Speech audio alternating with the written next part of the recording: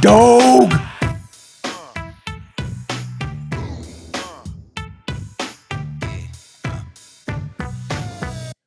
What up, everybody? Welcome to Coffee Hour. My name is Paul Abernathy. Thanks for joining me on Coffee Hour. Available to all electricians out there. If you're a plumber, I'll let you come. Thanks for joining me, and hopefully you've had a good week up to this point. We're at Thursday. One more day. Well, 2 more days. Got to get through the day. Hopefully you've learned something through the week, not only on the show, but in the field. You picked up something. We always want to strive to learn something. Whether it's pick up a little task here or there, or a little tip that makes the job easier, anything that you can pick up and lock away. And then, of course, it's your responsibility to share it with others down the road. If you want to share your little tips and experiences, things not to do because you've done it wrong and you've learned to do it right, and you're like, I might as well share it with the next person so they don't do it wrong and experience it. Or some people say, hey, I'm just going to let them do it wrong so they can enjoy the experience. I don't recommend that one. I recommend you teach somebody something every day. Thanks for joining me again here on Coffee Hour. Hopefully to get your day started, have your cup of joe. I've got it in our licensed tradesman mug, okay, available in black and white. Master electrician mug, because that's what I be. So some people ask a couple questions real quick before we get started. Now, introduction. So do me a favor, as always, let me know who you are, where you're from, what you got going on. If you're testing, if you've already tested, whatever you got, want to share with us, feel free to do so.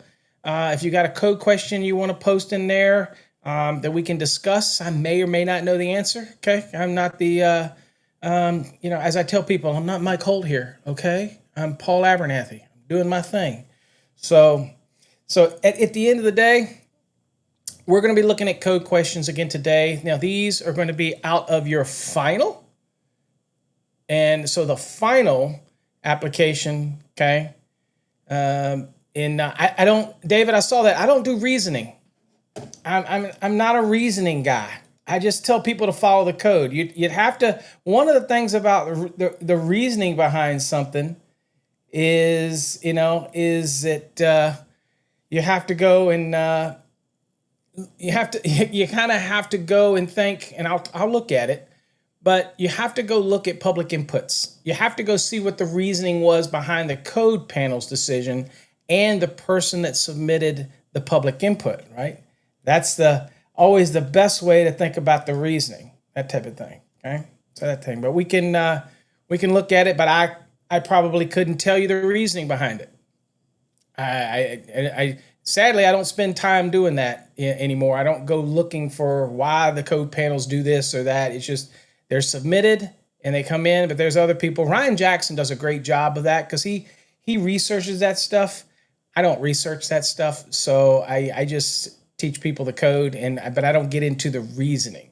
I teach it, and that's it, that type of thing. So a bad word for me is the reasoning, because I don't get into reasonings why, or I do very little research into why they did it unless I'm doing something for a court case or as expert witness, that type of thing. So we can go look at it, but the reasoning part, we'd have to go look at the history, and that would take too long on a coffee hour to dig into reasoning, that type of thing.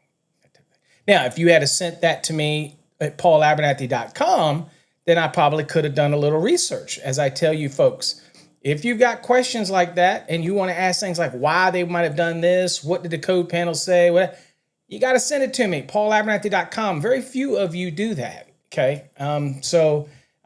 If you got these detailed questions that really get into things like why they do stuff, well, it may take a little more research. So, but do me a favor, in the comments, let me know who you are, where you're from, what you got going on. And David, I'll see if we can go look at that. But I'd have to go look at the history of why they did it. And that's why we keep the public comments and public inputs, so we can kind of do it. The problem is the code making panels, and I am on 2 of them. And I'm not on that one, okay? Ask the hog, see what they say. And we could probably do that. But at the end of the day, I just don't go into the history of why things do that. That's why I also don't collect code books, because I don't really care what happened in the 50s and the 60s and the 70s. I really don't care. You know what I'm saying? It's one of my things. Other people do. I don't. But I'll go research it. if I have to do it for like for like a deposition, or if I'm going to be in court or something, or I need to give expert, but yeah, I stopped trying to memorize all those things years ago. Okay, but we'll go look at that code section. All right, let's do some shout outs real quickly before we get into it. We're going to look at some code questions today. They come out of the final exams in your database package. Okay, so some of these may look familiar if you're in your final exams, that type of thing. All right, let's see here. Electrode installers, there you go. What's up, Douglas? Glad to have you here. Paul, glad to have you here this morning. Adam's in the house. All good, glad to have you here. Rob's in the house. All good, glad to have you here, Rob. Moving through these pretty quickly. David, glad to have you here, my friend. Tara's got the win in the house. Glad to have you here, Tara. There's her good morning. She let us know right there, good morning. Frank's in the house. It's almost Friday. It's getting here. Let's see here. What's up, Marlon? Glad to have you here, my friend. Welcome, as always. Rob is sporting the multi-platforms today. He's over on the Fast Tracks Tube watching today. Let's see here. Good morning, Francis from Jersey, up in Jersey. Good morning. Jonathan's in the house. Tennessee. Tennessee's contingency is in the house today. Marlon's from Tampa, Florida. Here's David's. David, I just wanted to show that. We will look at it. I'm wondering if you could explain the reasoning in 230.75. Probably there is a change in there, but I don't know about the reasoning for the change, but we most certainly will go look at it. Let's see here. What's up, JPB? What is up? Guten Morgen. What's up, Santana? Let's see here. That's the thing. That's going to be the coffee hour thing. Saying good morning to everybody in as many languages as you can throughout the year. How about that? That's a challenge. So everybody's going to use translation online, little gadgets in order to get every morning, come up with a new good morning in whatever language you can, and see how many languages we can cover by the end of the year, right? What's up, AJ? Glad to have you here. Good morning, all. Haas up in Richmond, Virginia area. Good morning. What's up, Cray? In the house. Adam says, let's ask the hog. We can ask the hog. We'll ask the hog whatever question we want to ask the hog today. I got him tuned up. What's up? Florida Unlimited License Contract Exam is in the bag, folks. Congratulations. Made a big difference on the exam. Well, congratulations. Hold on. Wait a minute. I got stuff for that. Yeah, I do. Got stuff for that. That's what I'm talking about, Mitch. Congratulations, my friend. Let's see here. Dave's quantifying says, well, my question is incorrect. I just want to understand what that part really says. Which part of it, David? Go on and post us the question exactly, because now I'm confused. What part of it you're asking about? That's the problem with the platform, folks. That's why paulabernathy.com is so good, because it allows you to make sure that I understand exactly what you're talking about. So I have no earthly idea of your question, what part of it, how it applies to 230.75 or whatever. It makes it difficult. Chat can be difficult because I don't know exactly where you're going. So I'll do my best. But please, we don't want to bogart the time with it. We just want to, kind of give me what you exactly want, and I'll do my best to try to answer it. What's up, George? Y'all know I will always try. George is watching over on the tube. Good morning. Adrian, good morning.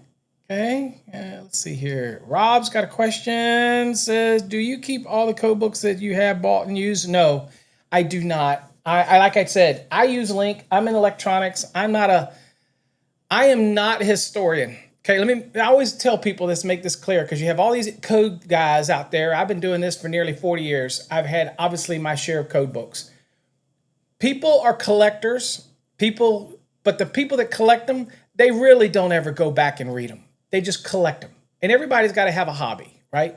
I used to collect nutcrackers for years. I have tons of nutcrackers. It made it easy for my wife to know what to get me for Christmas. So she just buy me a nutcracker. Steinbach nutcrackers. My goal was to own all of them, But after a while, they had no damn place to put them. And so I started going, Shit, I don't pull these out but once a year. I don't leave them out all the time. Screw it. Stop buying me nutcrackers. So I just ended it. Some people collect records. Some people collect code books. I do not. So for me, since Link came out, I have access to all old code books electronically, going back many years. So, and if it's not the exact one they have, I can get the one before or after, and I can see where something, if I'm looking for something, something may have not be in the, say, one edition, and then there's no electronic edition, and then the next one, it's in that one, so that can reasonably look and see, well, it had to come in this period. So for expert witness and depositions, I only need to be close. And really what they want me to do is explain the code. So I don't really have to do a history lesson for them. Now, as far as on the website, you can actually go into NFPA's website and you can see copies. And sometimes they're just print copies and you have to flip through a hell of a lot of them. But you can get the information. So I research it that way. I use the digital now. I really don't. I mean, I probably have some code books going back a couple of cycles, but I usually beat mine to death, and especially when I was in the field and using them in the office and everything. I just beat them to death. So, I mean, I have the 2023, I have the 2020, I have the 2017, and I believe I have, funny is I don't think I have a 2014. But I have a 2011, and then that's it. And I don't even know where those are because we moved and I still haven't unpacked them. I do have the 2023 available, that type of thing, because I use it when I teach a class up here in Richmond area about once a month or something like that, and I'll just crack out the code book. But I'm an electronic guy. I am not a historian, so no, I'm not a collector. I usually get rid of them. Let's see here. What's up, Terrence? Thanks for coming. I mean, some people collect. I'm just saying. Let's see. Marlon says that he took the business first. You're in there now. There you go. Buenos dias. Good morning, Seattle. I'm probably saying that right. Let's see here. Everybody's congratulating Mitch. Congratulations again, Mitch. What's up, Manny? Okay, we do have to get that picture changed over on TikTok, though. I'm just saying. What's up, Fitzgerald? Good morning. Filipino. I'm currently working here in Cayman as an electrician. I find your videos very helpful. Well, great. I'm glad you enjoy them. Hopefully you have a subscription to Fast Tracks Tube because you get a lot more detailed videos over there.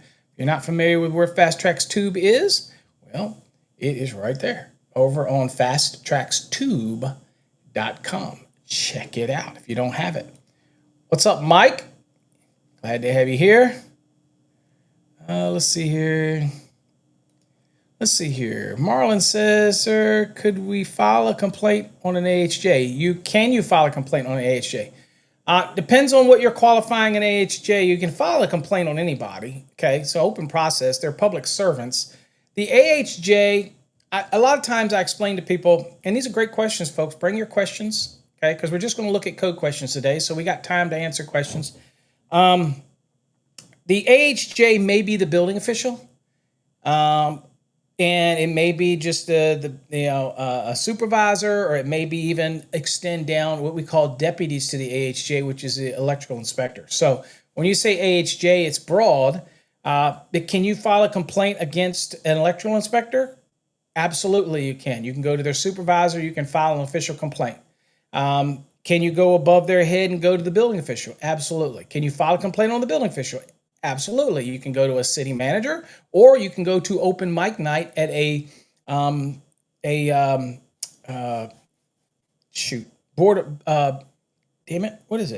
community board, or whatever the board meetings they have usually monthly in a city. You can go there on open mic night and say, I'd like to file a formal verbal complaint against a public figure or public servant. Yeah, you can do this. Now, people say, why would I do it? The repercussions. Well, at the end of the day, if they do retaliate, then that's even worse. And the bigger mouth you are, the bigger attention you're going to get. So if it's something, again, if it's a little something, try to go over their head and do it that way. I wouldn't shake the leaves too much, because you never know what's going to fall out the tree. But yeah, you most certainly can complain. that type of thing. But make sure that if you do complain, make sure you have the goods. Okay, so make sure you are in the right, and it's not that line of extreme gray where they could be right and you could be right, but it's an interpretation, because at the end of the day, they're charged with making those decisions. So you're never going to win those. But black and white things, obvious things, forcing you to do something with no code, no justification, then I do tell people to challenge it. Okay, that type of thing. Okay, I'm just saying. Let's see. Hello there. Good morning. I currently study for the E1 test. Need a good course on PV systems. I haven't had a real experience with them yet. Okay, so E1, you are not going to pass or fail the exam because of PV.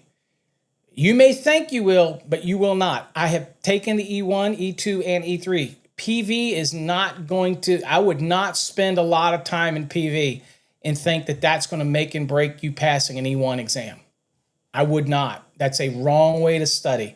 I have people that do that, that do call me and they go, Paul, I failed it by one question, and they what they remember is a couple of the questions they think they got wrong because you don't know, and then they hyper focus on that, and then they want me to teach them something basic on. Oh, I think I failed if I knew motors better. I'm like, no, you didn't fail because of motors, because when you fail an exam, you failed it by a lot more questions. So I tell people, don't get hyper focused. Now, when it comes to PV. We're going to do some episodes on here, some different PV things, but PV is pretty simple. If you follow the principles and you're into the code and you're looking at 690 and you follow the pieces. But usually on an exam, there's not that many on PV that's going to make a difference, that type of thing. So please, all I can tell you is don't get hyper-focused. As far as a course, I'm not aware. John Wiles, I know that there's a program or a book that you can get from the IAEI that was written by John Wiles. John Wiles is one of him and Bill Brooks are what I consider the two experts. Everybody else, we dabble in it. But Bill Brooks and John Wiles are the experts when it comes to PV.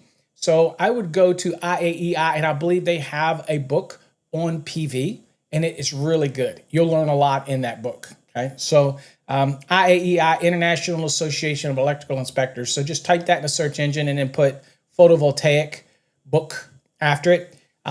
John helped write that book. Bill's got some good stuff. It's really good. If you Google Bill Brooks on YouTube, you'll find a bunch of his stuff too, which is really good too. So that type of thing. But please don't think that it was the PV that caused you to fail, because it's impossible. There's not enough on it. I know it may feel like it, but it's not.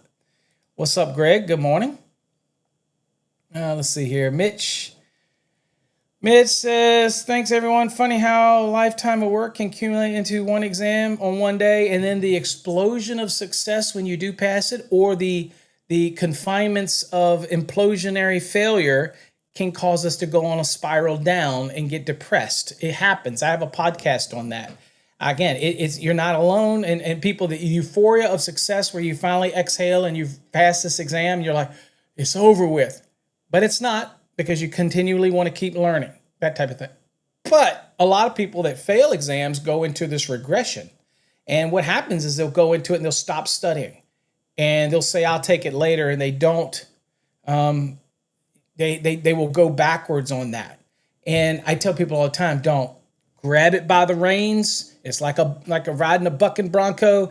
Get your ass back on it, and you'll get it. Don't give up. Never give up on it. Too many good things can come out of licensure, right? People say, well, I don't need a license where I'm at or whatever, even if it's, they don't have to have it in the job. I tell people all the time, no, it's that bucking bronco you want to be on. You want to master it. You want to stay at it. It's personal.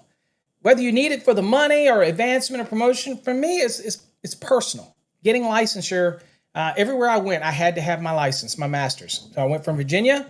Well, I grew up in Virginia, born and raised in Virginia, the foothills of the Blue Ridge Mountains, and I went to Texas. Immediately had to get my master's in Texas. Okay, I was like, no, if I'm in Texas, I'm going to be a master in Texas. Now, I never worked for a company where I had to be the master in all these states and be the license holder. I just wouldn't do that. That not me. Many people do that, but I was like, no, I'm in Texas, and I would not feel right if I didn't get my master's in Texas. So I got my master's in Texas. Okay, didn't get it given to me. Didn't give it sake, and I helped write their exam, but I didn't say, oh, it's Paul. Here's your license. Nope. I tested like anybody else and took my master's in Texas. So same as the way I did in Virginia back in the 80s. So, at the end of the day, it just means something. I'm just saying. Let's see here. Manny, go change it. Although that is a cool one over on TikTok, but I like the green code nerd better. I'm just saying. E1 is electrical inspector. I was. E1, E2, and E3. E1 is residential. E2 is commercial. E3 is plans examiner. That type of thing. So, yep. Good morning, Dylan. 1 hour and 47 minutes. I'm feeling confident. Vibes. Everybody give Dylan some vibes here. Good vibes. You're going to get this. I feel confident in you, right? Woo, woo, woo, woo. Big dog. Stay focused. Use the three-wave method. Three-wave method. Use it. Okay. Let's see here. Let's see. Where are we at here? What's up, Angel? Good morning. Glad to have you here. I'm catching up here, folks. David, good morning. Glad to have you here out in San Diego early this morning. Coming up after that, the CMECP. There you go. I don't see Tom on here today. He might have rolled in here late. But Tom did great on his proctored exam. He went through it in record time. See if you can break his record. I have to go back and see, but I know it's a record because of the time frame that he was in it. And did great. Only had to do a couple one or two exams redo because of below 80. But that's normal, especially in unit 8, 11, or 13. So that's everybody does. They're tough units. But yeah, we welcome you into the program. Good morning. I am doing good, Angel. Thank you for joining us. Let's see. And DT says there are 3 categories that have 10 questions on them, and PV is one of them. It's hard to believe that they have that many questions on PV, but I'll take your word for it. Just look out John Wiles. Look up John Wiles and look up Bill Brooks. They're going to be the ones that are going to be the best. What's up, Van Man? Mitch, I'd like to communicate with you if possible. Currently studying for the Florida Unlimited. I'd like to ask you some questions about the test. So, Van Man, y'all can hook up. Mitch, do what y'all got to do. Let's see. Failure makes us stronger. Absolutely, it does. Y'all heard the old analogy of Michael Jordan? How many shots he missed? We only think about the shots he made. Okay? The old analogy. What's Anselmo? Good morning. Let's see here. What's up, Edgar? Good morning. Let's see here. Good vibes. Everybody's throwing. There you go. There's Tom. He's at the airfield working today. I knew you were in there somewhere. Dylan, Van Man's throwing out some love to you. You got this? Yeah, Marlins, exactly. I think sometimes we let our head overthink a question, and we can turn around and get the question wrong because we overthink it. We definitely do. I get that a lot. People send me a lot of questions, and they're truly overthinking it, really going beyond trying to think beyond what the normal exam question would be, and that's not what the exam's about. An exam is not to give you twists and turns. You may think so, but it's really not. That's not how we write them. What's up, Tony? Good morning. There you go. Just got back to the Big D, Denver, Colorado, where I'm now a journeyman. Awesome. That's what I'm talking about. Hold on. Woo, woo, woo, woo. Big dog. Good job, Tony. Good morning, Franklin. That's a blast from the past. Good morning. Glad to have you here, Franklin. Let's see here. What do we got here? Which code has priority over other? Figuring gutter size calculation of 6 times. And I'm not sure what you mean. So when it comes to the code, you have chapters 1 through 4, general requirements, and you have things that modify and supplement. But if there's some requirement for a specific wiring method, you follow the rules for the wiring method, unless it references something else. Okay, so it's not a matter of precedent. right? Now, for example, if something's required in 250 for grounding and bonding, but something alters that or modifies it or change it in 680, for example, then that takes precedent because that's the way the code rules are written. It modifies, supplements, changes. So you'll have a lot of rules in the code that say do one thing, but you got to remember you can't violate the rules. For example, when we're doing something, let's say in a non-metallic sheet cable, something may say you can do something, okay? But again, you have to follow the general rules for the wiring method. Whatever it says, you follow it, that type of thing. And then most of the times in one code article, it'll make reference to another code article because it means that that portion of whatever its references is important and you have to follow it in its entirety. Okay, unless it points to some specific section, then you follow only that section. But if it points you, for example, to an entire article, then you follow the rules for that article, that type of thing. So I'm not sure how to answer your question, but if they should work. It's just only in your mind that they're not working together. So you might have the deflection requirements in the code, for example, in 312.6, but then you have other things in other parts of the code. Well, if you're working with a gutter, you have to remember that 312.6, for example, is deflection and when it's coming to terminals, whereas you have the gutter requirement, which typically is a deflection or things that you have to do with changing raceways. So they're kind of two different things, that type of thing, but one doesn't negate the other, that type of thing. Tony says it only took you 9 tries. That's okay. Doesn't matter because only you know that. Now, obviously everybody knows that now, Tony, but you don't, you only you really need to know that. Let's see here. Let's see where we at here. Okay. Good morning. Good morning, Erie. Thanks for having you here. Okay. So let's look at some code questions this morning. And, let's go look real quick at the thing that somebody had posted they wanted. So let me see if I can get us here. All right, so this is 230.75. It says disconnection of grounded conductor. Okay. So it says where the service disconnect mean does not disconnect the grounded conductor from the premise wiring system. Okay. So most of the service disconnects that come in probably will not. Okay. Says other means shall be provided for this purpose in the service equipment. Okay, so it notes now we have to look at the context of what this is in. So let's go back. All right, so this is in. Okay, so we're talking service equipment disconnecting means. All right, let's get back down here. All right, so 230.75 disconnecting means from grounded. It says where the service disconnect mean does not disconnect the grounded conductor from the premise wiring, other means shall be provided for this purpose in the service equipment. Now, first of all, one of the things to remember, but this is going to be something that's going to be integral into the service equipment. Okay, so this is something that it's really going to be out of our control here in this part of it. Okay, then it says a terminal or bus to which the grounded conductor can be attached by means of pressure connectors shall be permitted for this purpose. Okay, so one of the things that we lose sight of this one is that even a bus that has terminals on it, right, in the disconnecting means that allows us, and I don't know if y'all can hear me. Let me go back to chat here. So even in this equipment, when it's manufactured service equipment and the grounded neutral conductor comes in and goes to a bus, and the bus with lugging allows for it to be disconnected. And this is already inherent in all equipment, okay? And it's provided that way.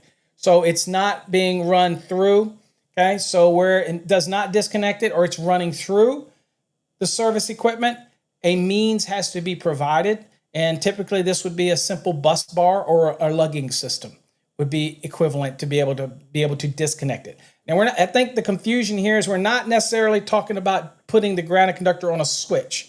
It's the ability to disconnect it. Okay. Oh, that reminds me. By the way,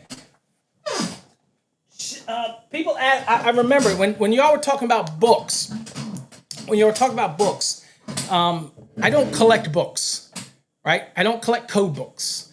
But what I do keep in at least 3 cycles, I should have mentioned this earlier, I'm sorry. And I've shown this before. I enjoy the McGraw-Hill's NEC handbook. It's not the same as a regular handbook, okay? It is written by, and I don't always agree with Frederick or Fred, but I do agree vast majority of the time with Fred. And this was actually, I got to thinking about it when y'all were talking about books, and I had it here. So I wanted to show you really quickly. We'll get back to this. Okay, so they're really not the greatest images in the world. Okay, and it is, I can't remember, it is $100. But if people are asking me as far as what you keep in your, not for exam prep, you just got to use the NEC. But what would you keep as a resource? And I'm into resources. And NEC I can get to electronically. These are the only books, and I always keep at least the latest 3 cycles. Okay? It's not only to support Fred, because I don't really care about McGraw-Hill, but it's to support Fred. Okay? And I'm a believer at what Fred does. But this is interesting, is in 230.75. I just kind of thought about this. It's not very big. It's just one little sentence, right? And here's what he says. Okay, it says, in this section, the other means for disconnecting the grounded conductor from the interior wiring may be a screw, kind of what I said, or a bolted lug on the neutral terminal block. It is usually identified as a neutral disconnecting link. Now, in big equipment, you may have a bar, and it may say right on it, a neutral link or something like that, and that will be what breaks it. So in this case, it has the ability to disconnect it. We're not talking about a lever switch. Okay, that's what I wanted to point out. Okay, it says, because that's typically not what's going to happen. Once it's connected in, it's fixed. Okay, the grounded conductor doesn't get switched; it's fixed, right? But the ability to disconnect it means that you are terminating it at something in that equipment, and all the manufacturers will do that for you. They're already going to put the terminal lug in there, or where you're going to take it to it. So it's already done. So it's in here, but it's already done, right? So anyway, it goes on. It says, it is usually, it says the grounded conductor must not be run straight through the service equipment enclosure with no means to be able to disconnect it. Now, so by the way, this is what it's called. It's called McGraw-Hill's National Electrical Code 2023 Handbook by Fred Hartwell. It's available in the 2017, 2020, 2023. Like I told you, I usually keep 3 cycles. Once I get beyond that, the 17 will probably go away. I'll sell it or give it away or whatever. So these are resource documents. Now, I don't always agree with Fred on everything, but as a research person, the code is easy because it's black and white. I'm coming up with the interpretation. But when sometimes I'll go and see and say, well, what does Fred think? Okay, or is Fred aligned with me? And if I disagree, I disagree. But I use these as helpful research because it's nice. I trust Fred in his logic in his mind. Now, he's an electrician's electrician, okay? Not a code panel's electrician, right? He's an electrician's electrician expert. So I trust in Fred in a lot of his stuff, and I do read it. And again, I don't always agree. As you saw, my explanation aligned with Fred's, and I hadn't even read Fred's on 230.75. But we align in the same concept. So this is already taken care of by the manufacturers. So, but the ability to disconnect it, because if you were to disconnect the ungrounded conductors, but you can't disconnect the grounded conductors, it would make it very hard for you to do any servicing on it, replacements, repairs, because you can undo the ungrounded hots, but you wouldn't be able to do that. Now, I don't know how that would happen. I don't know how that would even go through service equipment unbroken anyway, because you got to get it to lugs because we need to establish branch circuits and feeders. So I don't know, but code says what it says. Anyway, so there you go. Available on Amazon. I don't always trust Amazon, but these you're not going to get You're not going to get counterfeits for these. Okay, it's not worth it for them to do that. So that's my book recommendation for today. As I love Fred's stuff. And that type of thing. What's up, Poppy? Glad to see you here. Alberto, glad to see you here. Val, glad to see you here. All right, David, let's go back over real quick and finish this one up for you. Okay, now it says, in a multi-sectional switchboard or switchgear, I'm not sure why it says that. Oh, wait a minute.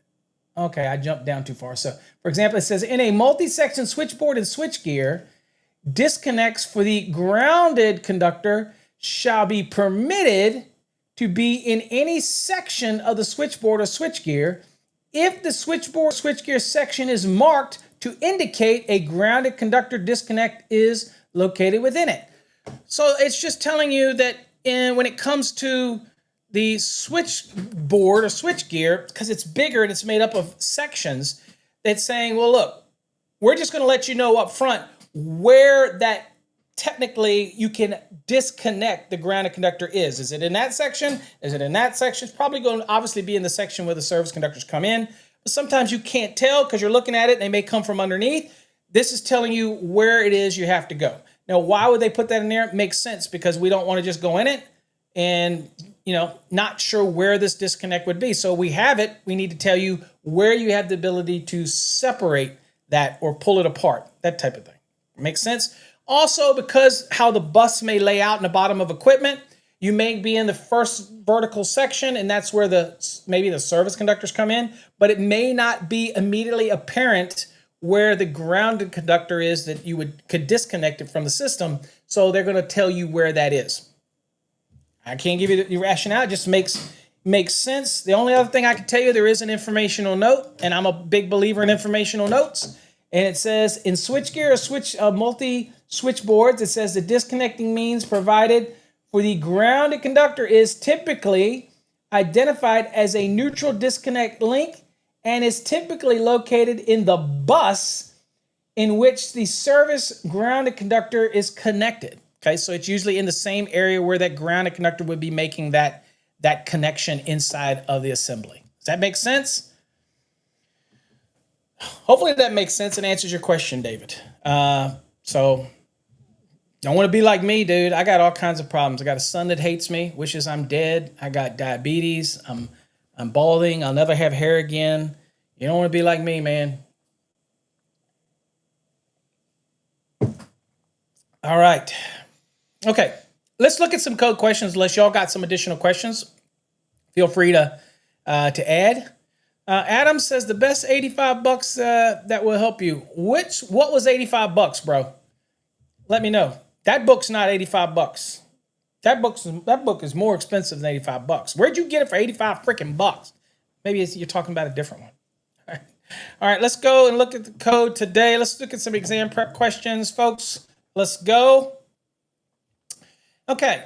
All right. So we're going to look at these in Amazon. 85? Really? You got that? Sweet. Shoot, I bet you I paid more than that for it when I got mine off Amazon.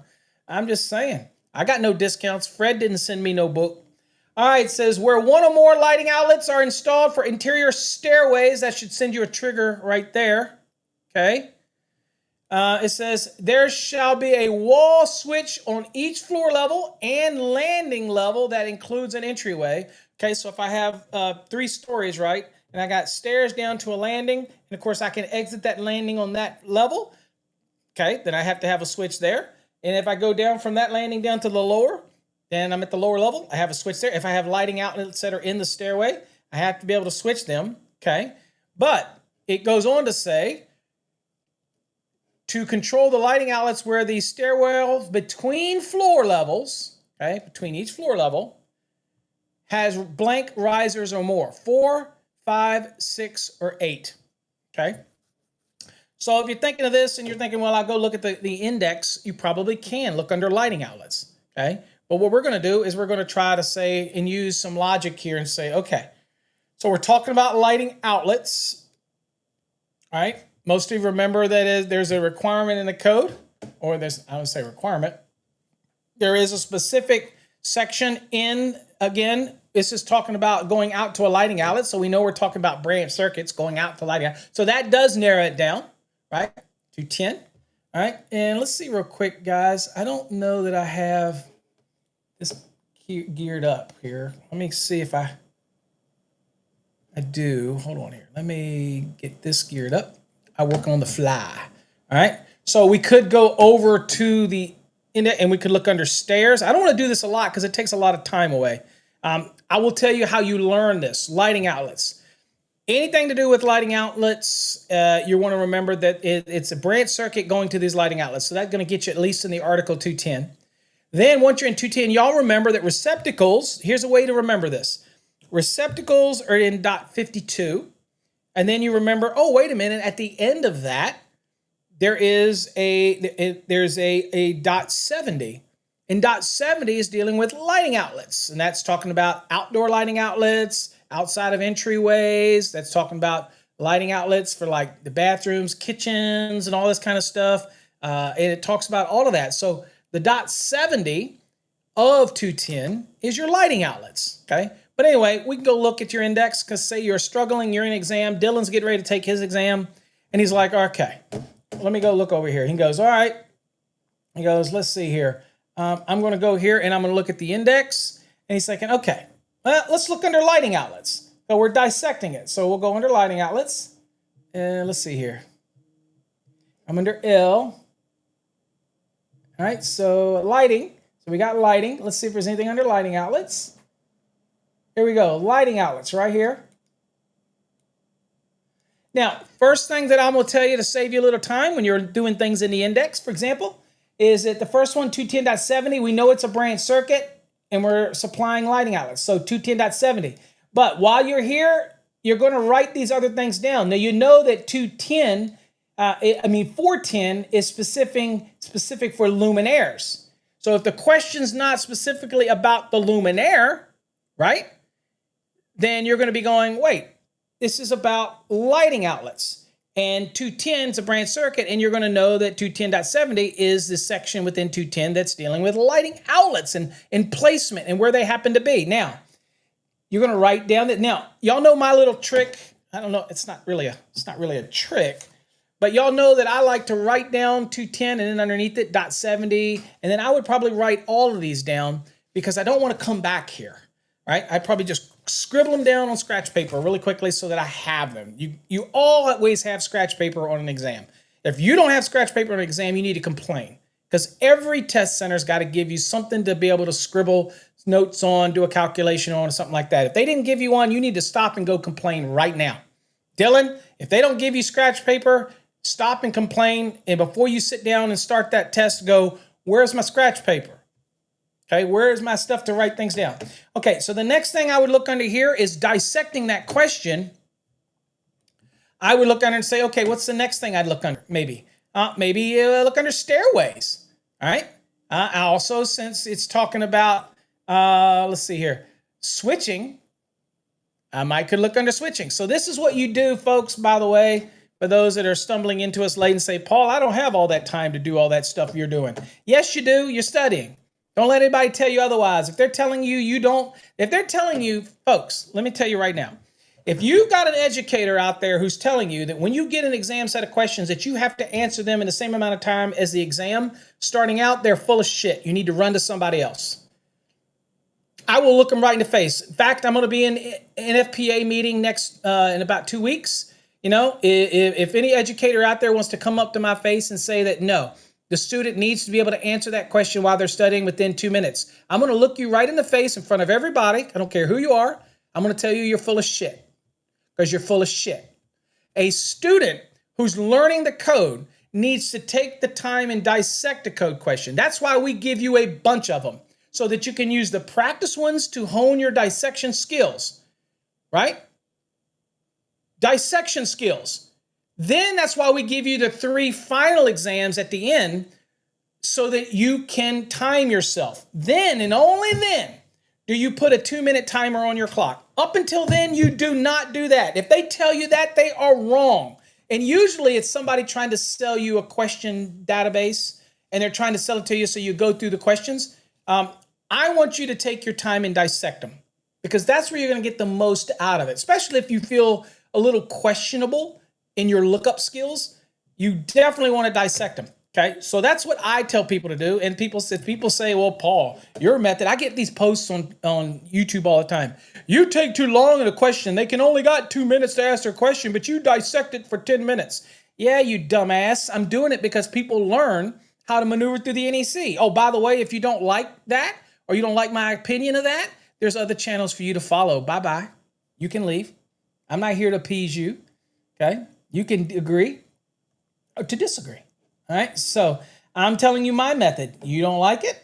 I have success to prove mine. Okay. All right. So that's one thing. So here's also, we can go see under, let's see here. We can look under lighting, but here it says go see under lighting outlets, that type of thing. All right. So, but we're looking for others. So right now I'm going to look under switches. Let's see. I'm going to go look under switches real quick to see what's under switches. And okay, we're under S. Go down to the end of switches. All right, so STU. All right, there's swimming. So let's make sure I don't miss it.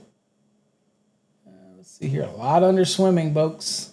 Switches right here.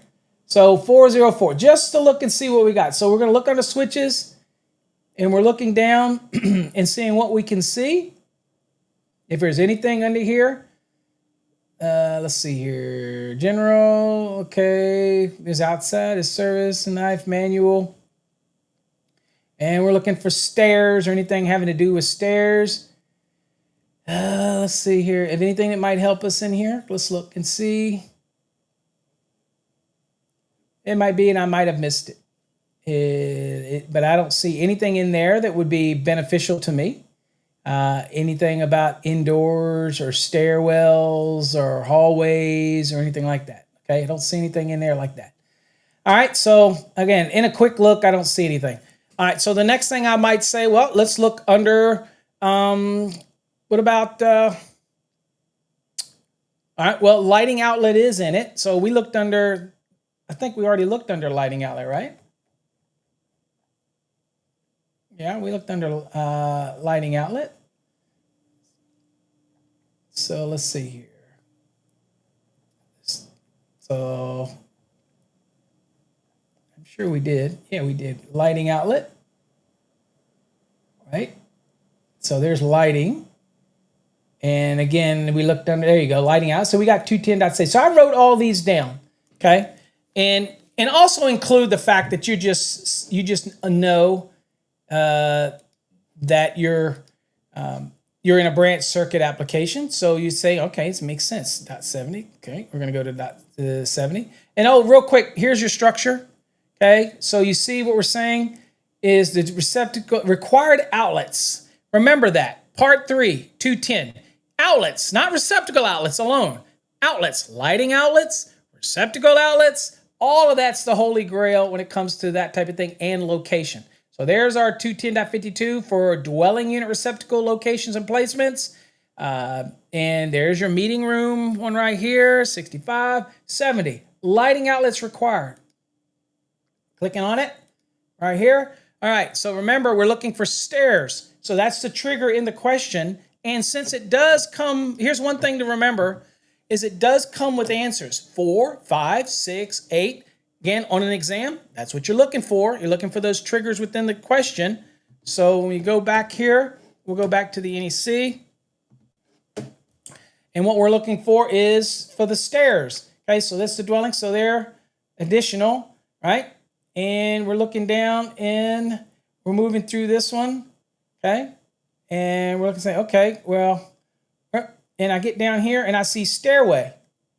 Okay, and then I immediately see 6 or more risers between floor levels. Okay, that's immediately. Now I look around just while I'm there. I see nothing else is germane.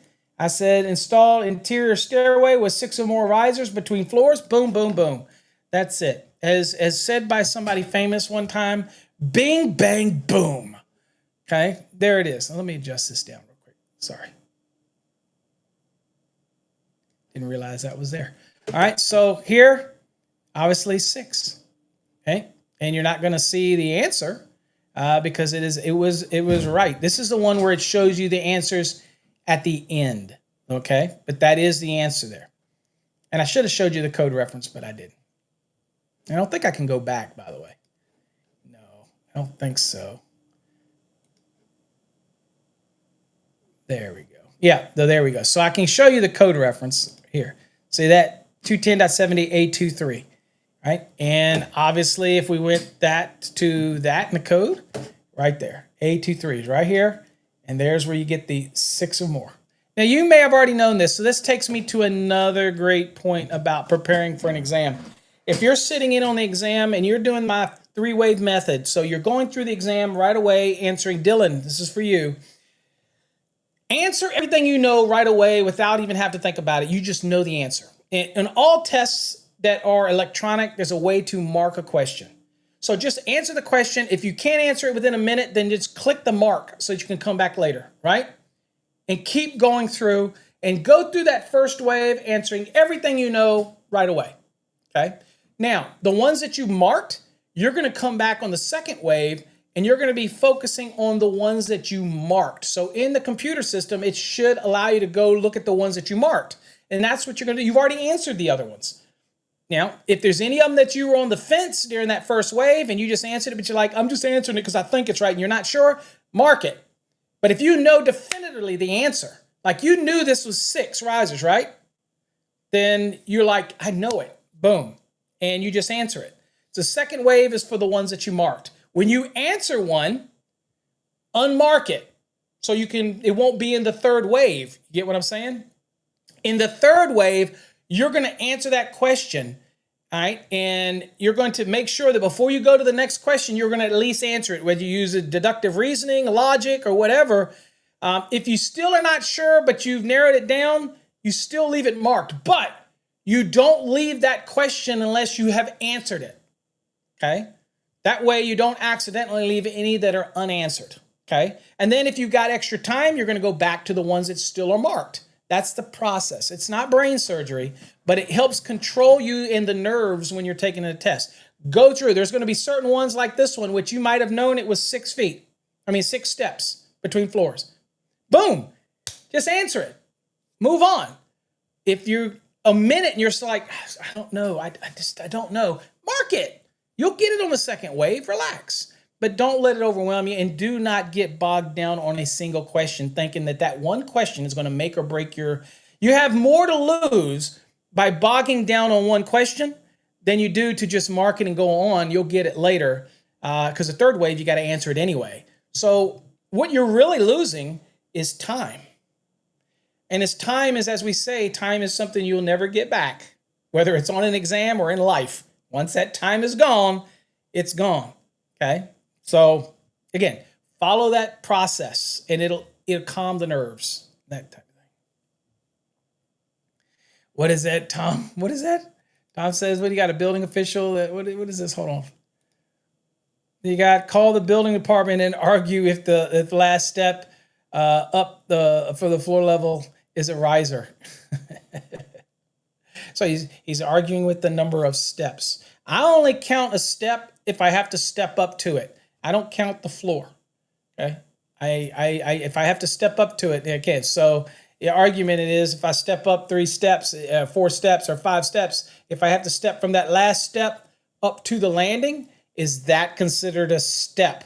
Okay. Argument. I think for electricians, I get that far into it, then I'm not going to argue that. I'm just going to say, screw it.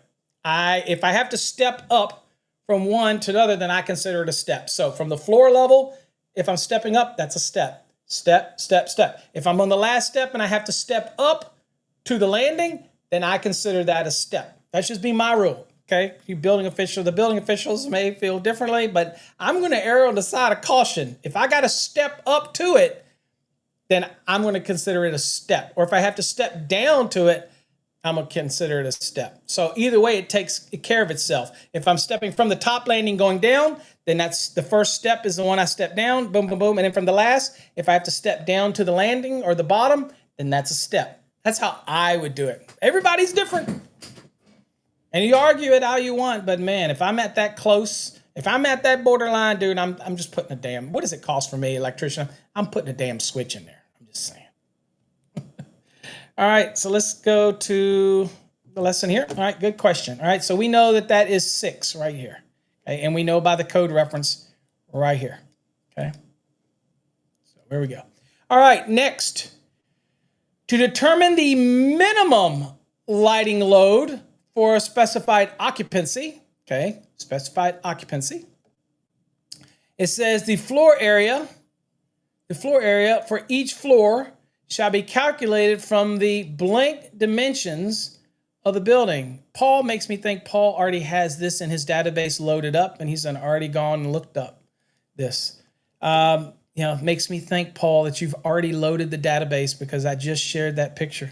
I'm just saying. I'm saying, Paul. I'm not saying you're cheating. I'm not saying it. Woo, woo, woo, woo. Big dog. I'm not saying that. I'm just.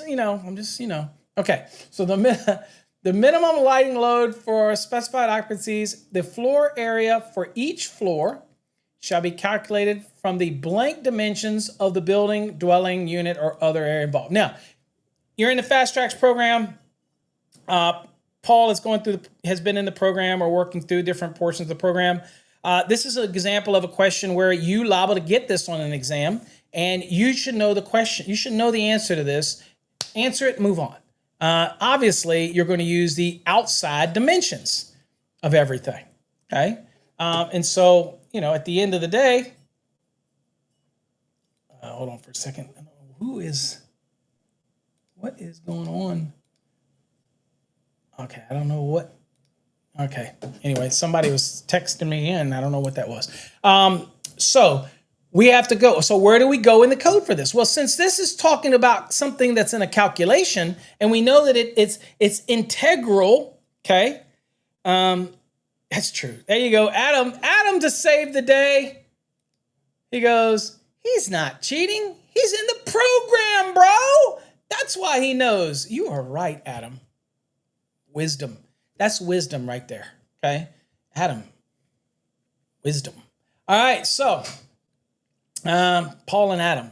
That or they're texting each other saying, hey, bro, come to my support, bro.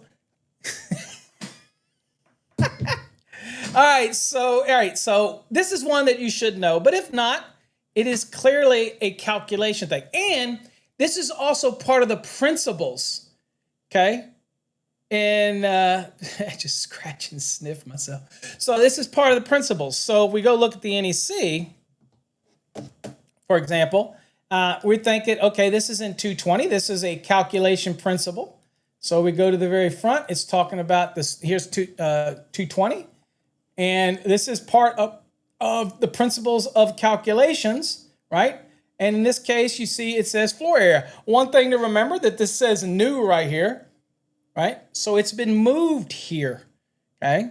Previously, it's been in 220.14. It's moved around. It's been in all over the place. But now it resides at 220.5 C.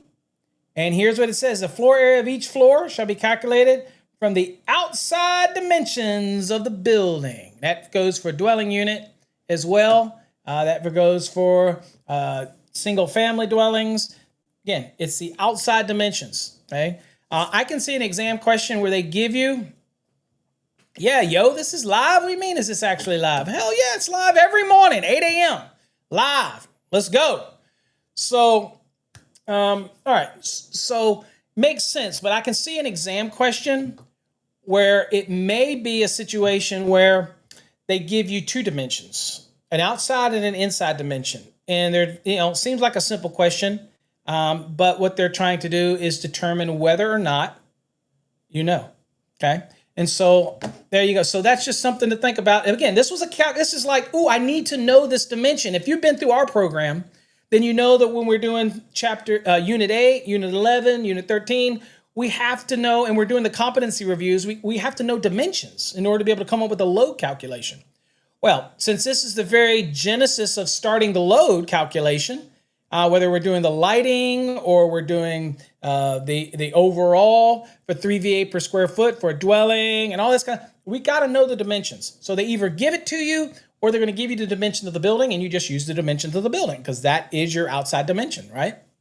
You don't account for the wall. You don't count for the thickness. You don't count, somebody will say to me, well, is it a 2x4 wall? Is it a 2x4 wall with 1/2-inch gypsum board? And I'm like, doesn't matter. It's outside dimension. Doesn't matter. Okay. On an exam, they got to give you that anyway, by the way. All right. So again, if we were to click there, we see that the reference is 220.5C, and we looked that up. And we remembered this question's talking about a calc, and it's early information about the calc. So you know it's going to be in the front of 220 because it's early. By the way, calculations are changing in the 2026 code. It's going to be in 120, right, versus 220, okay? Just so y'all know. Y'all know it's coming, so here's what it is. All right, let's go to another question. So we know it's the outside right here. Here's my encrypted answer. All right, so there's your encrypted answer. All right, so the minimum size of a copper conductor for overhead spans up to 50 feet in length is what? Okay. Anybody know the answer to that? Okay. So first of the thing I'm going to tell you, this is a span. So what should that tell you in this question, guys? We'll dissect this one out. First of all, it says overhead span. Okay.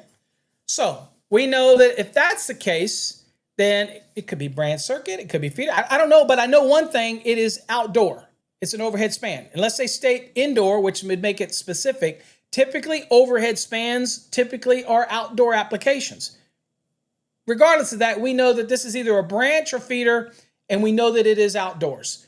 So where do we go for installations? What article do we go to? We're talking about branch or feeder, and we're dealing with outdoor applications. Not 210, which is just general branch, not 215, which is general feeder, but this is an outdoor application where we're trying to get minimum sizing, okay? All right, so in that case, we do know, to Tom said, I don't know. You always should have the code book with you, bro. What is wrong with you? Because you can have Link on your phone 24/7. You got to have Link. What do you mean you don't have your code book? You better have it. Now, 220 is a calculation, Frank, so we're not going to be in a calculation. All right, Poppy's got the idea. 225, right? So if we go look at the code book, and we're just kind of going to go look real quick. So here, 225 is talking about outside branch circuits and feeders, okay, in 225, all right? But there's other ways we could have gotten there, right? So let's see here. If we go to the index, and just to show craps and giggles of the index, let's see, it's not loading. There we go. It's now it's loading. Let's make sure I don't lose what I'm doing. Okay, there we go. So one of the things we could look under is overhead span. Is there anything in the index about overhead span? Okay, and then of course we can look at other things, but let's go here and just look and see if there's anything, since we're already down at M's. You say you're on the exam and you're like, dude, I don't even know where to start. I recommend that you bold scan 225. You can find your answer quicker using the term overhead span in the conductor sizing. But let's go down here and look at overhead. And I went too far. Okay, I went too far. All right.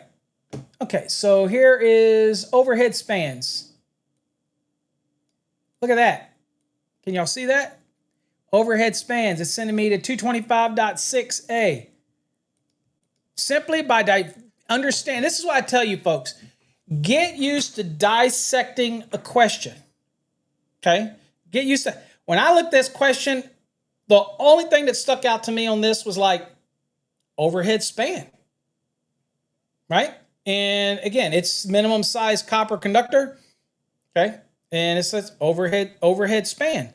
It didn't tell me. I'm thinking of general wiring. I'm not thinking of anything over 1,000. I'm thinking, look, I just want to know what the minimum size is. Okay? All right? So it's sending me to 225.6a. So I'm going to go there. And let's go here. So I'm going to go to 225.6a. Let's do this version here. A little easier for us. Let's go to this. And I'm going to 6. Okay? All right. So here's the overhead span. All right? Right here. Here's the overhead span. It says, open individual conductors shall not be smaller than 10 copper or 8 AWG aluminum for spans up to 50 feet in length, and 8 copper or 6 aluminum for spans for longer spans unless supported by a messenger. Ain't nothing been said on here about no freaking messenger. Okay, it didn't say a word about a freaking messenger to me. So, and it does say copper though. Okay, so I'm going to say 10. Okay, because one, I am not longer than that. Okay, so it's telling me, and the question is for minimum size. So it says shall not be smaller than a 10 copper, and the question's about copper, by the way.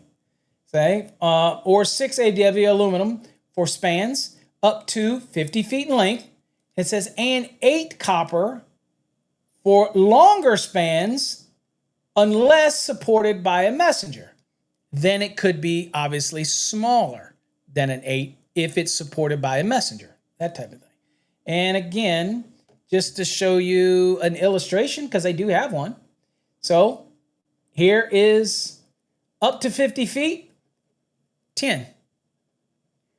More than 50 feet, 8. If I put a messenger in there, which is a self-supporting mechanism that's actually from point A to point B, which is a supporting component, it supports the weight in the messenger and the cables, and it all will mount to that or supported by that, then I don't have to be an 8 because it's being supported. I'm not relying on the strength of the 8, that type of thing. So anyway, and in longer spans, what'll happen is you'll get such a problem with sag that they'll end up specifying a messenger anyway. But this is just your general, again, code exam, code question. Again, more than 58, it's up to 50. 10 is the minimum size, that type of thing. Granted, at the end of the day, you can only do so many loads with a 10 anyway, so it's probably going to dictate you being larger. But maybe this is just going over here to put a floodlight over here or something like that. Who knows what that would be, okay? And again, you've got festoon lighting, which is different. That is specifically for festoon lighting. This overhead span requirement is not specific to any type of festoon lighting. That's just simply an overhead span, okay? All right, makes sense? All right, let's get back to the lesson question. So again, the reference it's going to give is 225.6a, so we know the answer is going to be 10, okay? All right, next one, it says the minimum size of overhead service conductor. So it could be. If you're going overhead from building to building and you're doing an overhead, yeah, could be. Obviously, those are minimum sizes. So if you're doing like a remote distribution panel overhead, then those conductors are going to be much larger than that anyway. So not going to be an issue, okay? You're not going to be running no panel with a 10, okay? All right, so let's see here. So it says the minimum size of overhead service conductor supplying only limited loads of a single branch circuit shall not be smaller than blank AWG. So again, a minimum size. This is talking about overhead service conductors supply, and this is saying, look, maybe you're only supplying certain loads, minimum loads. We're not doing whole buildings here, okay? We're doing, maybe it's a minimum load application, all right? And the loads are only single branch circuits, okay? So this is basically under these parameters. What is the minimum size overhead service conductors, okay? It's a big difference, okay, in these type of things. All right, so in this scenario, you're thinking, okay, what is the, oh, hold on for a second. Let me block this thing. Somebody's sending me a message. And I keep it up because I am working, by the way. So I keep this thing running. So, I don't know why this is, hold on here. Oops. Okay, I don't know why. Let me turn that off. Okay, I'm sorry. All right, sorry about that. It's turned off. It keeps blinking on me and it draws my attention. I have 6 feet of screen here, and over here I've got my working screen that I'm still monitoring it, and then I've got all the stuff I'm doing here. Y'all don't need to know that, but that's what I got going on over here. All right, so again, it's service. So one thing we know where it's going to be in 230, right? All right, so in this type of thing, so now we're also talking overhead service conductors. So let's go to, if you didn't know, we'll go to the index, okay? Shambone, and we went here. And it's not loading. So let's go right here. And there we go. It's loading some funky. So the reason I want to do that is because we're already at overhead. We're already at O. So I wanted to see if we have anything at O, since we're already here. So, okay, right here, we have overhead. I don't know if you can see it right here. Overhead service conductors. Okay, it's found in, so this is in part 2 of 230. Okay, so that good. Now, what we're trying to determine here is sizing, minimum sizing. Well, it says right here. Now, one little tip for folks when you're doing the index, you see where this one is, that these are a little less indented. That means that these are germane to this topic. So here, these are germane to this bold. Okay, those type of things. So that's kind of a way to look at it. So obviously, we're still talking about overhead service conductors. You could go to part 2 in bold scan, but down here we just happen to have minimum sizing in 230.23. Well, I'm gonna feel pretty good that that's where we need to be. So I'm gonna go to the NEC and make sure I don't kill the screen. There we go. All right, and I'm gonna go to that. So we knew it was service, okay? And we're going to 230.23. On an exam, we're really not taking that much time. It's a little slower for me because I'm explaining it, right? And so here's the size in amps, and here's your minimum size.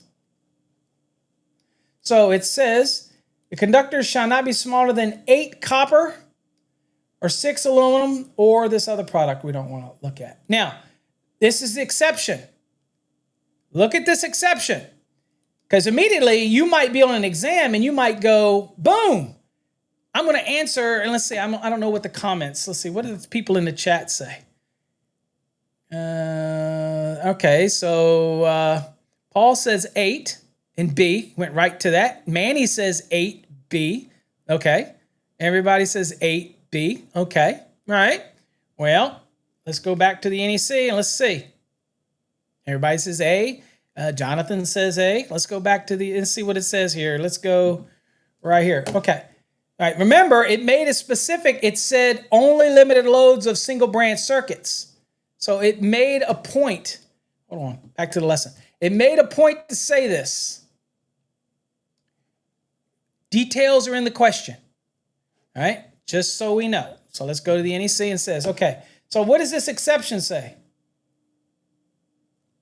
It says exception. It says conductor supplying only limited loads of a single branch circuit, such as a small polyphase, power control water heater. These are just similar things. It's not an all-inclusive list. These are just some things, okay? Then it says, shall not be smaller than a 12 hard-drawn copper or equivalent, okay? All right, so the answer to this question, it looks like the answer is going to be 12. So that's the example of not answering too quickly. So all of you can use excuses. I answered too quickly, but you're all full of crap because you posted an answer. You had to go read it, right? Not tricky. It's right there, right there. So again, now one thing to be aware of, so it looks like the answer to this one, if we click this here, we can see that it's telling us the answer is in 230.23b. Exception, and the answer is going to be 12. Brings up a really good point. On an exam, most exams are going to tell you to ignore exceptions, but please make sure you read it. So when you sit down for your exam, what they're going to have is instructions. Now, a lot of people will really just blow through these instructions. I encourage you, no. This is part of getting you settled into an exam. So I tell students all the time when we replicate it, blame it on the fingers. So what you do is you go in, ain't nobody fatter than me, and I got little fat nubs here, and I don't, hey, doesn't happen to me, bro. So I'm just saying. So when you sit down for your exam and they'll ask you dumb questions like, you know how to work the controls, they'll ask you stuff like, what color is the sky? All this kind of other stuff. Really do answer these. Take the time to be familiar. And this is the time when you go like this. You go, because that time doesn't count against you. This is a time, I tell people all the time, really, I'm not joking here. Acclimation to your environment starts at some point where the nerves have to get rid of the nerves. Nobody likes a test. Nobody likes exams. No, I hate exams. So that's your time that it's not counted against you to go, Okay, I got this. Okay, where's my timer? There's my timer. Okay, I see where my timer is going to be. Gotcha. Where are the controls? Okay, where do I mark something to check later? The mark feature. There it is. Okay, this is your time to get acclimated and relax. And then when you get ready and all this is done, and it'll ask you, "Are you ready to start?" That's when you look at yourself. You look up and you go, "I got this. Piece of cake. Let's go." But again, so many people get in so quickly, start clicking, and they don't get this transition, right? We have a transition where you guys are preparing, you're studying, you got this.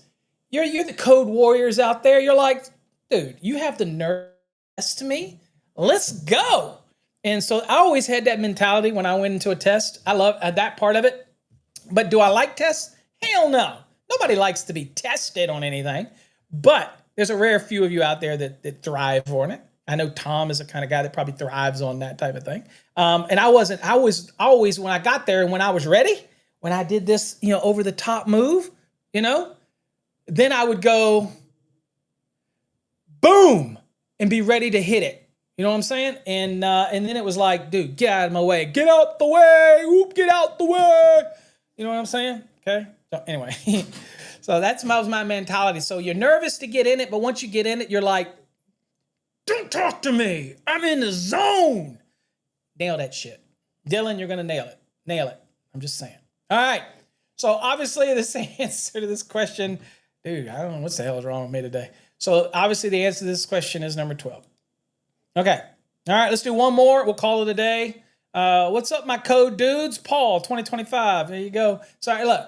Branch circuits recognized by Article 210, okay, shall be rated in accordance with the maximum permitted ampere rating or setting of the overcurrent device except those rated for blank amps. What does that freaking mean? You're thinking, what the hell does that mean? Okay, so basically this is saying, look, all of those branch circuits that are in 210, okay, have a specific rating, right? And the maximum permitted amp rating or setting of the overcurrent device is going to be what?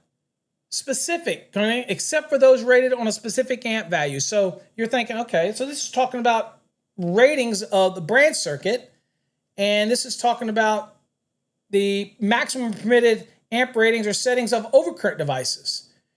The general. And then you're thinking, but there's an exception, except for those that are rated. Okay, so then you're looking at going, wait a minute. For me, I'm looking at it going, wait a minute. I know 15. I know 20.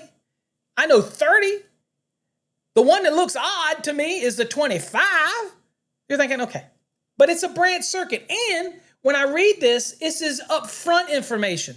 This is stuff that's near the front of 210, not about the prescriptive stuff and all the stuff that we're going through. It's like, wait a minute. This is up near the front. This is where I'm talking about things like 210.19, where I'm sizing conductors, 210.20. But this is even earlier than that in my mind. This is like pre-information about the overcurrent devices that I'm going to be selecting for my conductors, okay? That's my mentality that I'm thinking of this. Now, if I was dissecting this thing, did I miss something, Matthew? I'm sorry, what do we got here? Hold on. Matthew, big dogs just passed a Colorado journeyman. There you go, what I'm talking about. Woo, woo, woo, woo. Big dog.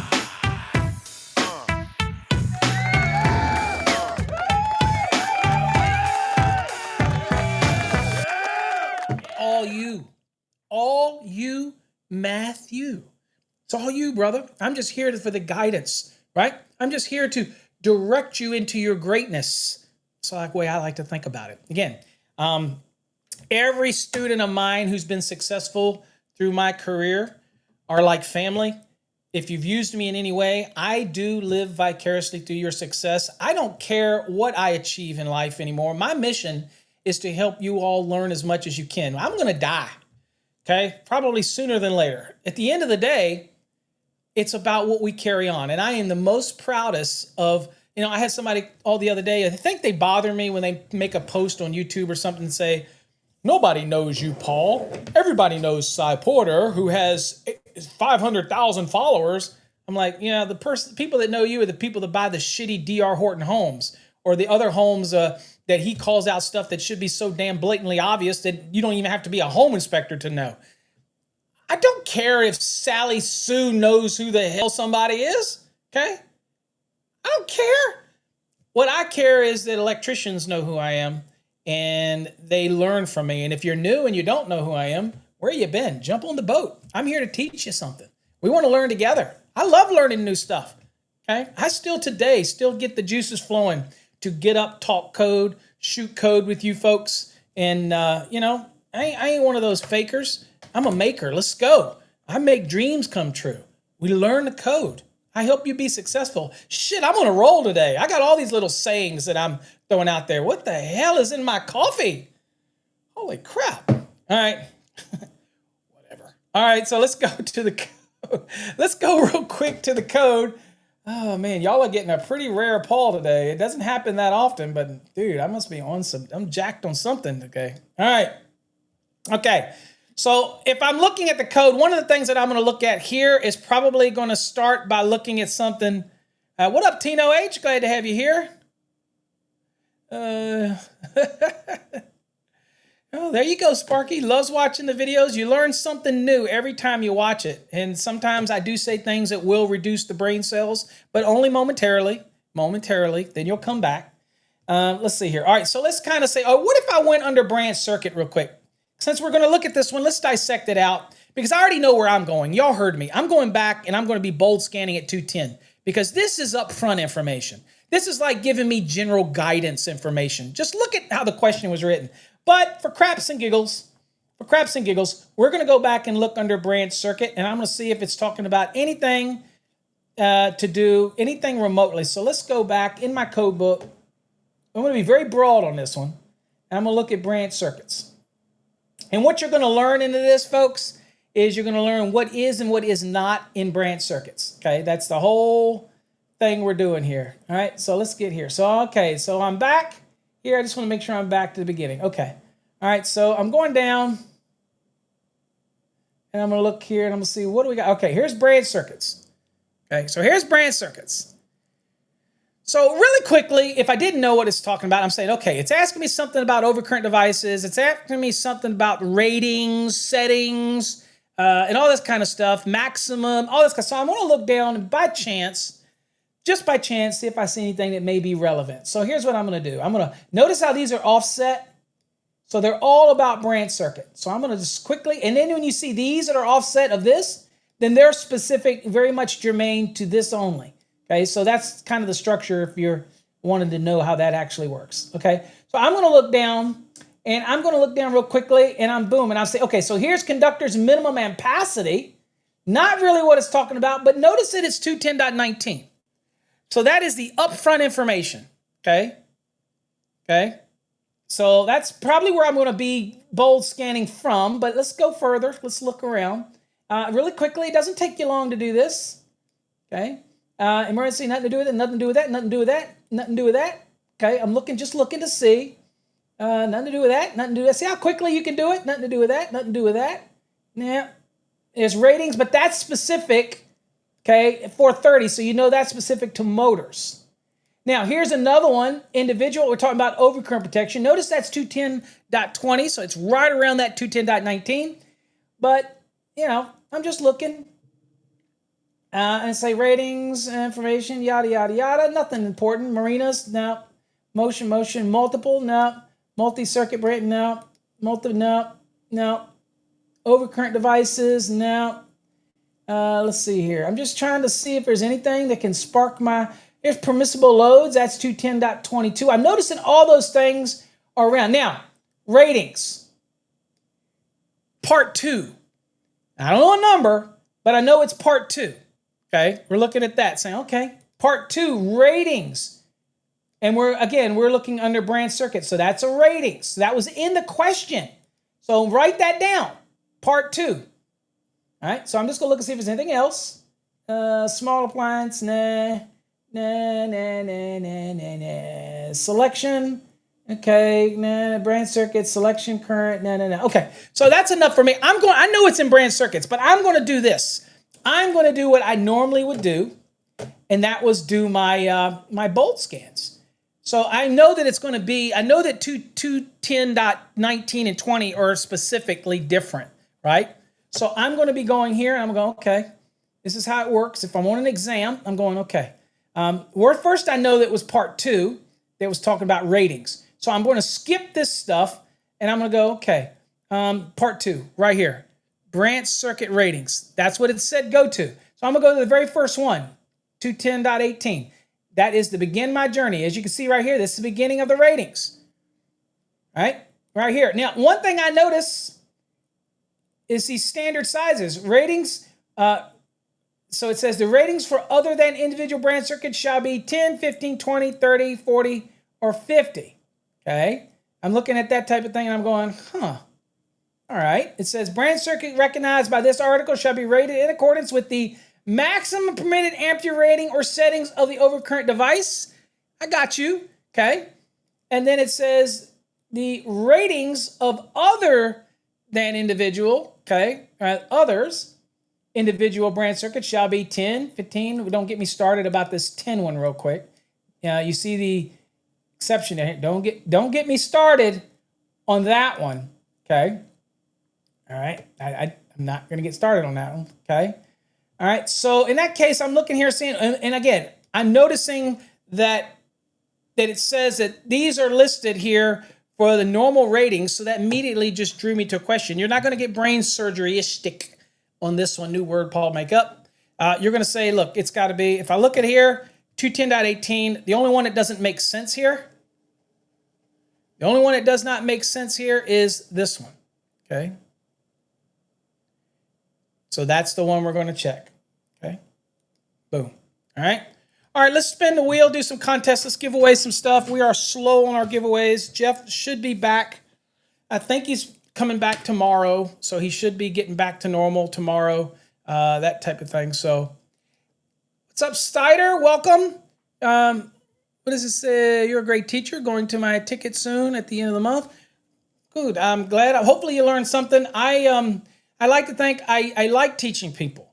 Whether I'm a great teacher or not, that's to be said. There's other people who are my haters that say I'm not, and that I'm too repetitive and that I'm too long-winded. But again, that's how I teach. That's what I like.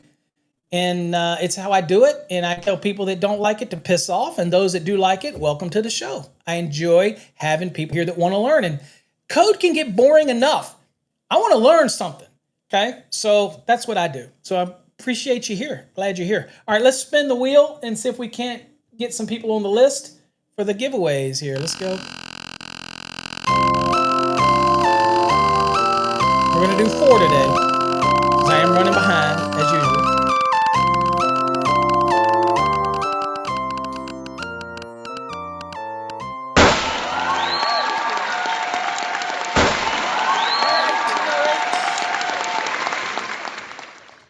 And I don't know, Tino, if you have already... I don't know if you already won that last time. Hold on. Let me see here. Let me double check because I still have my list. Tino H, you did win the enhanced already. You should already be in that. So we're going to spin again for you. Santana says, keep spinning until I win.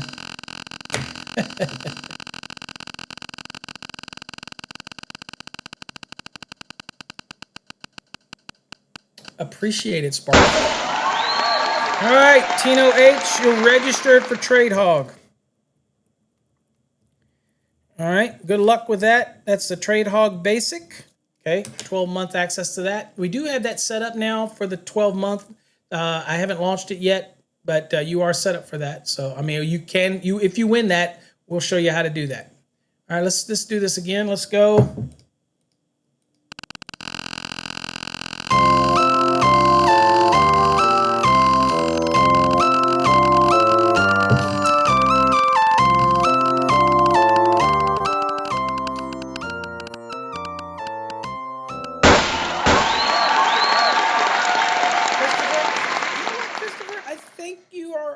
already got a waffle, but you want another waffle?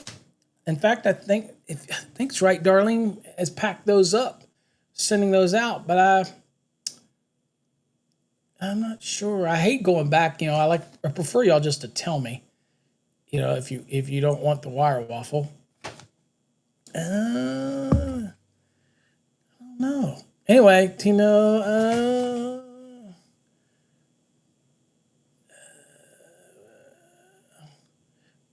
Okay. I don't know that you have. So, Christopher, I'm going to put you down for it. I think you did. I think you emailed me or let me know that you got the wire waffle. But, they are limited supply. I understand they sell out very quickly.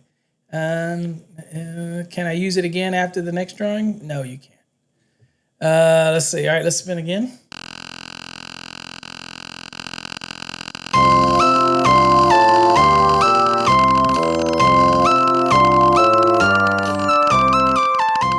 Christopher, spin again. All right. We'll spin again for you, Christopher.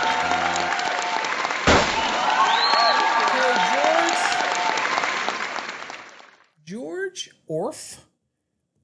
George Orff, you won instant access to Fast Tracks Tube. That's our collection of videos and other things over on fasttrackstube.com. So go to fasttrackstube.com and then go up to the top where it says Members Plan. Click on Members Plan, sign up for a free plan, and then let us know and email us, and then we will elevate you to give you 12 months of access to that program.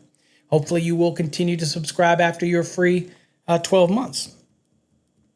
It's a great video platform, that type of thing. Let's spin the wheel again for Christopher. He says he doesn't want the wire waffle. Wait a minute, Christopher, you want to be a great guy? You want to give Paul a wire waffle? Paul says he wants the wire waffle. Paul says, I sure wish I could get a wire waffle. All right. So Christopher, we got you in the drawing for a conductor length card. We'll just put conductor card on here. So that's conductor length cards. We got you in the drawing. Frank says, I do. Okay. Everybody can't be sharing the love with everybody. Let's go. All right. So let's go. So there you go. Let's spin again. Too much love going on here. We got to bring it back down now. Okay. It is Pride Month, by the way.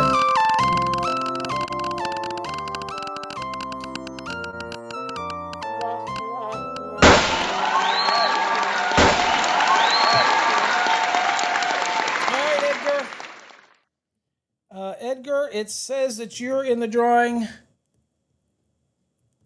You're in the drawing for enhanced. I'm going to double check, Edgar, and make sure that you haven't already won that. Jeff has given me the list back. Let's see here. And you may have already purchased it. We don't give refunds, bro. You know what I'm saying? So I'm going to put you down for the drawing for the enhanced.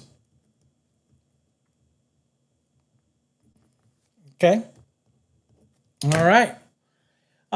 So that's it. One more drawing for the day. Let's go. Cross your fingers. Cross your finger. Paul says, you have some old code books. What did I say about my old code books? I got no old code books, bro. I throw that shit away. Let's go. Next one.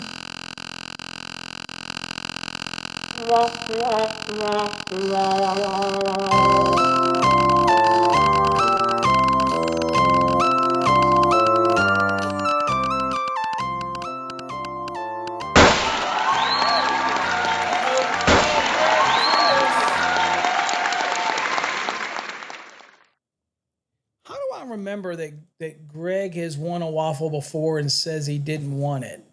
Why am I thinking that? Is that true, Greg? Christopher, I see you have won the wire waffle before. I see it now. It didn't show up before, but I see you have won the wire waffle before. You haven't gotten it yet because we haven't done it.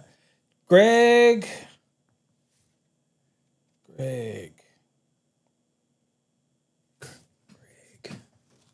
God, I got so many names here.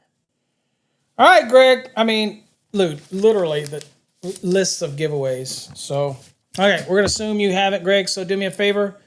contact us and give us your mailing address, and we will get you a waffle out. All right. Okay, folks, let's get back to me. Whoo!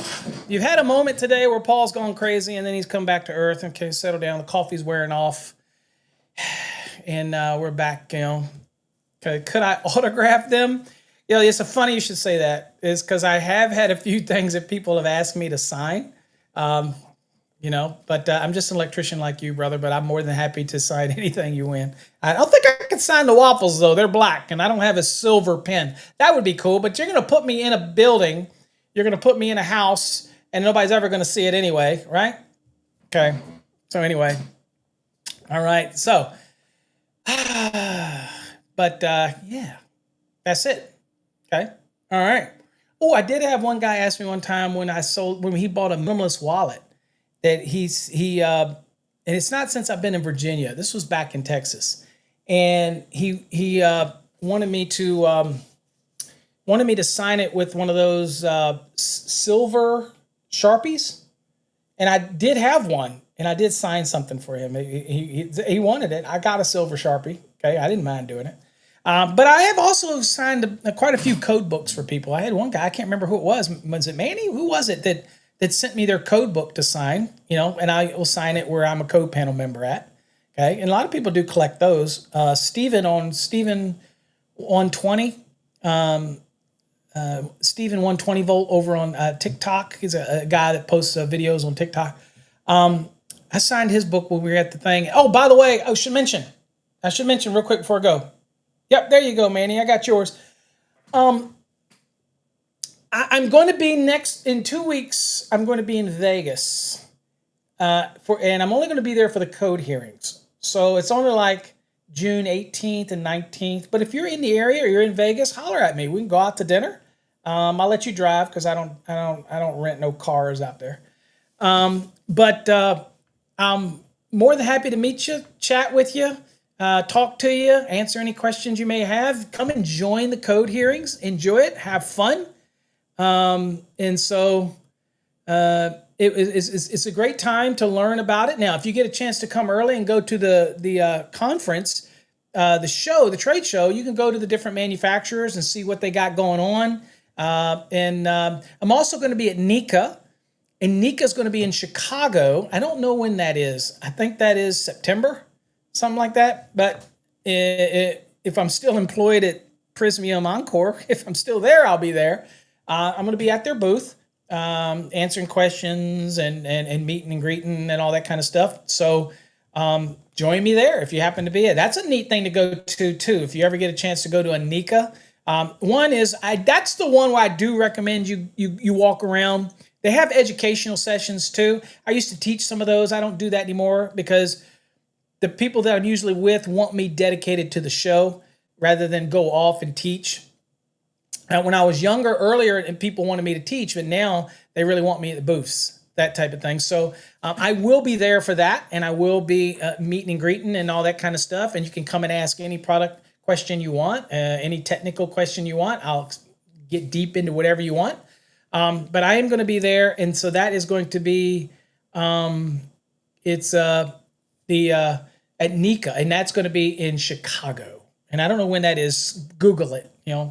NECA Convention 2025. It'll tell you the dates, that type of thing. All right, folks. I appreciate all of you. Catch us tomorrow in Coffee Hour on Friday. And if you've got a topic, again, Paul did send something. He wants to talk about signs. I don't have any really good slides for signs. It's Article 600. But Paul will try to work something out and get that because you did request it. Others, you request stuff. If I have something already pre-done, I'm more than happy to talk about it. I could do signs and we just go through 600. But I usually like to have a little something to show if I'm going to do a lesson. Sometimes, most of the time. So anyway, but I've got you. We'll cover it. I do take requests. So, all right, folks. Until next time, stay safe. God bless. And thank you for indulging me today, putting up with my antics, and hope you learned something. And we'll catch you next time on Coffee Hour. Till then, take care. God bless. Stay safe. Peace.